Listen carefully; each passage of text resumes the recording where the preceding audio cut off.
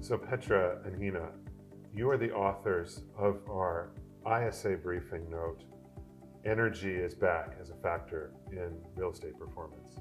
It's really been a roller coaster of a year for energy in Europe due to the conflict in Ukraine. After going way up, it's come down. That's been good for Europe, but is Europe out of the woods? Europe has been affected far more than elsewhere in the world, thanks to its proximity to the conflict, but also the dependence on Russian gas. And as a result, the energy prices have peaked 12 times higher relative to their long-term averages. But there is a silver lining. The energy grid adopted a little bit, and we started to see the energy prices declining. They are now 2.5 times higher to those long-term averages. So we are not out of the woods, far from it. And there are other elements to take into consideration. The winter is not over yet. We cannot really predict the weather.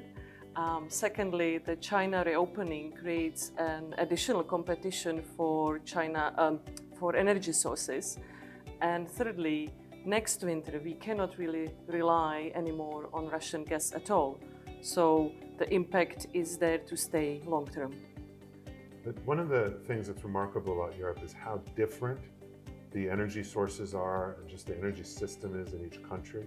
And that really has an impact on the degree of risk that each country faces.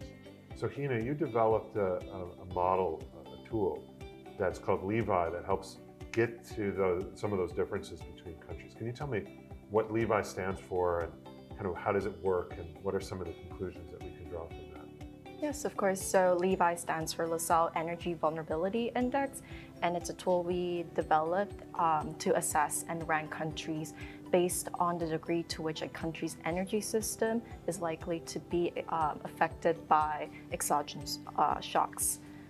It is built on 4 main pillars, which are sustainability, energy consumption, energy intensity, and also independence of energy sources. In this instance, with the current crisis, we've also incorporated additional granularity by looking at dependence on Russia for imports. In terms of the main findings, diversification is really the key to energy security. And we saw that countries such as the Nordics, which demonstrates diversified energy sources, are in a better position to stabilize much faster. This is really the first time for us to properly factor energy risk into our models. And we see this approach going hand in hand with how we underwrite climate transition risk going forward. Thanks. So we spent a lot of time talking about the macro consequences of this energy situation. What does that mean for economies, country level risk? But this really impacts property, impacts real estate. And there are real estate specific considerations around energy that we are increasingly aware of. Petra, can you tell me a little bit about how you're thinking about that? That's absolutely right. Energy prices will have direct and deep impact on real estate markets. It differs by sectors.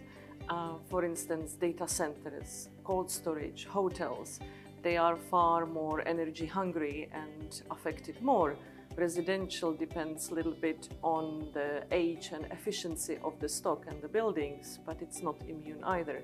On the other side, we would have logistics, for instance, and their ability to efficiently install the solar panels on their roof.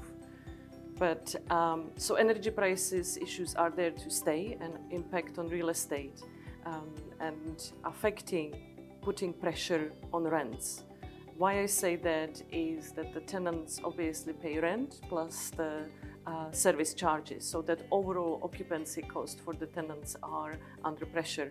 And our tenants come to us asking for help to manage the cost, manage the service charges. And for LaSalle, there is the great incentive now to really help to manage the renewable energy, to on-site energy, to not only to align with our ESG initiatives, but really to help our tenants to manage the occupancy costs. Thanks. That That's really helpful. Thanks for joining today. If people want to get more detail, they want to read the whole note, they want to look at some of the findings from Levi, they can do that by going to lasalle.com/insights. And you can also at that site sign up for the list to receive future ISA briefing notes from the LaSalle Research and Strategy team. So thanks for sitting down with me today. Thank you.